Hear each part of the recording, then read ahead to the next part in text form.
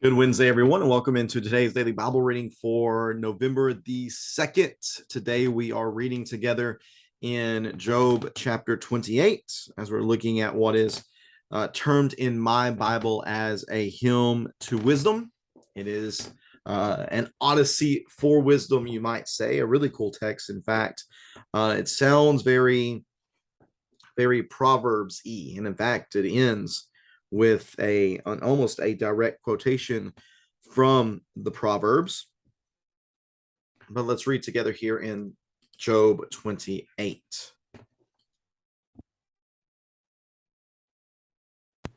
Job has finished in chapters 26 and 27, responding to the final argument that is given by Bildad. It was a short argument, but Job definitely did a good job of, I think, summarizing a lot of what he has stated up to this point. He's going to give this hymn to wisdom here in chapter 28. And then in 29, 30, and 31, he is going to offer his closing arguments, you might say. And then Elihu is going to speak up for a few chapters before God comes in to render his final verdict and really not explain all that much, honestly. At least it doesn't give very much in the way of answers to Job's queries of exactly why all of this has taken place. So reading here in Job chapter 28 and verse number 1, the way this text breaks down is 1 through 11 talk about mining of precious minerals and jewels and such. Verses 12 through 19 talk about how wisdom cannot be valued in any way. It is invaluable. You cannot put a tangible value on wisdom. And then 20 through 28 speak of wisdom belonging to God. So reading here in Job 28, verse number 1, whether there is a mine for silver, or excuse me, surely there is a mine for silver, and a place where gold is refined. Iron is taken from the ground, and copper is melted from ore. A miner puts an end to the darkness. He probes the deepest recesses for ore in the gloomy darkness. He cuts a shaft far from human habitation. He places in places unknown to those who walk above ground. Suspended far away from people, the miners swing back and forth. Food may come from the earth, but below the surface, the earth is transformed as by fire. Its rocks are a source of lapis lazuli, containing flecks of gold. No bird of prey knows that path. No falcon's eye has seen it. Proud beasts have never walked on it. No lion has ever prowled over it. The miner uses a flint tool and turns up ore from the root of the mountains. He cuts out the channels in the rocks, and his eyes spot every treasure. He dams up the streams from flowing so that he may bring to light what is hidden.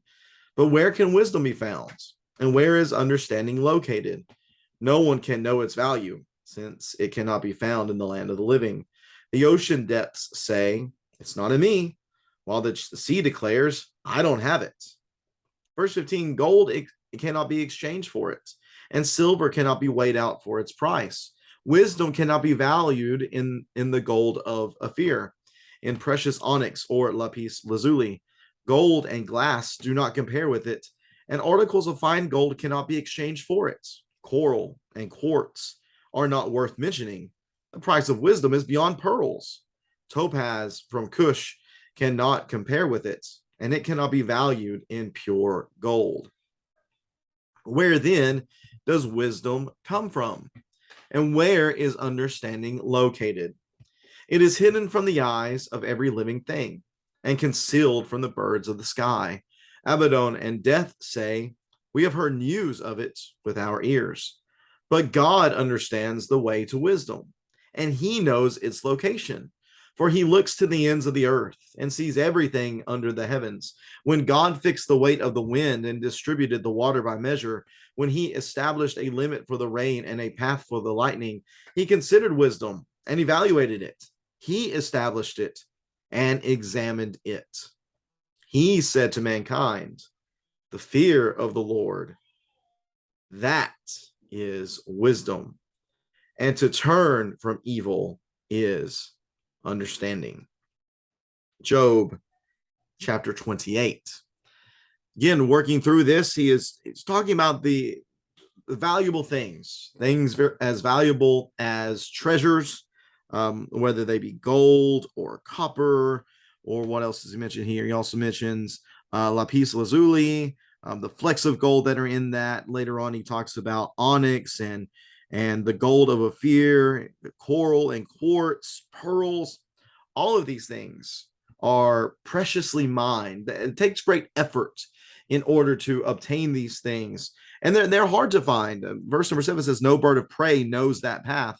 No falcon's eye has seen it. They have some of the best eyesight on the planet. These types of animals do, these birds of prey, the falcons and the eagles and such, the hawks, that are able to spot a little rabbit running in a field from who knows how far away.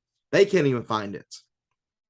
Proud beast, majestic beast, even such a lion have never prowled over it. The dams of the streams don't see it. Let's see here. Verse 14, the ocean depths say it's not in me, while the sea declares I don't have it. So these are things, wisdom, while they can mine and find these other things, even as hard as they are to find, men are still able to find them. But for wisdom, they can't just be mined. It's not something that can be sought after tangibly. It is that precious, and you can't even put a price on it. It is beyond tangible value. But we know wisdom exists. That's what Job says. We know there is such thing as wisdom, but where do we find it? Well, he gives the answer, verse 23. You find it in the Lord. And again, verse 28, the fear of the Lord, that is wisdom. That is almost a direct quote from Proverbs, Proverbs chapter 1 and verse number 7. I think I actually have a footnote here that also is in chapter 9 and verse number 10. Let me double check that real fast. I didn't see that earlier. Let's see here. Proverbs chapter 9, verse number 10. Yeah, the fear of the Lord is the beginning of wisdom, and the knowledge of the Holy One is understanding. So again, this is sounds very, very much like Proverbs.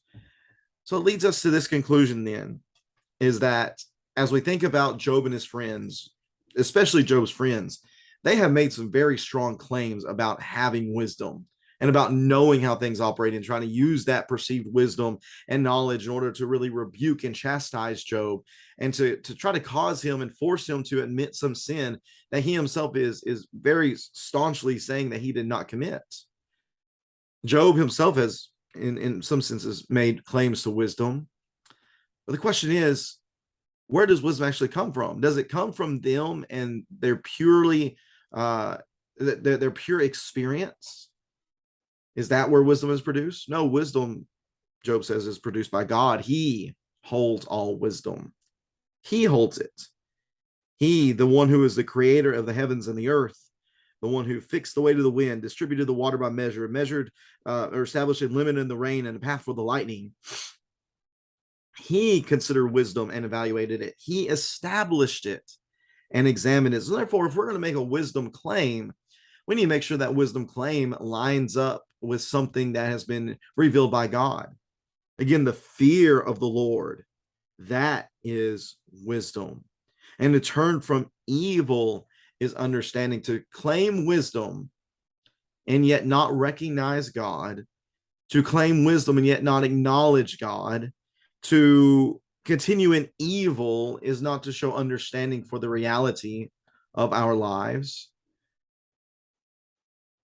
But to fear the Lord, then, to acknowledge his realness, to acknowledge his existence, to acknowledge his holiness and righteousness, and to turn away from evil in order to pursue righteousness and holiness through God, that is understanding.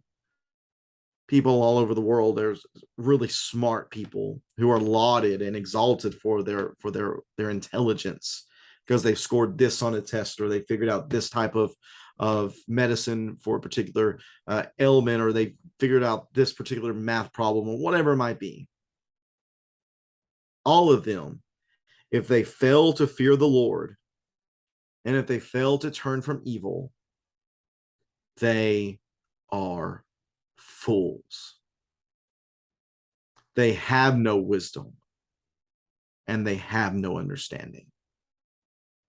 To put it in perspective, you can take even a young Christian in the faith, however old that might be, If that young person has a fear of the Lord and is striving to turn away from evil, that person is wiser and has greater knowledge and understanding than the greatest astrophysicist, whatever it might be in the world.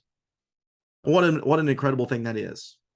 And how can that be the case? That could be the case because one person is seeking to rely upon their own wisdom, or the other person realizes they have none, and it all belongs to God, and they desire to live according to wisdom and understanding as given by God.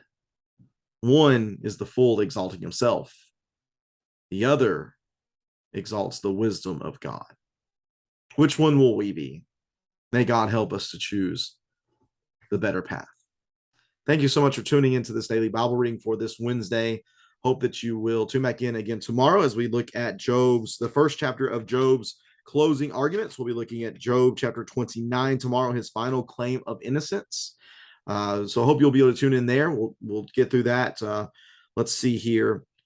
Thursday 29, Friday 30, Saturday 31, and then on Sunday we will be beginning the discussion or the discourse that is given by Elihu. So we'll be looking at that on Sunday, I do believe. Let me double check my work on that one. Yes, that's correct. Sunday we'll begin with Elihu's statements in chapter 32. Looking forward to seeing everybody tonight as we gather together for our Bible studies. Hope that you can join in on Facebook and YouTube.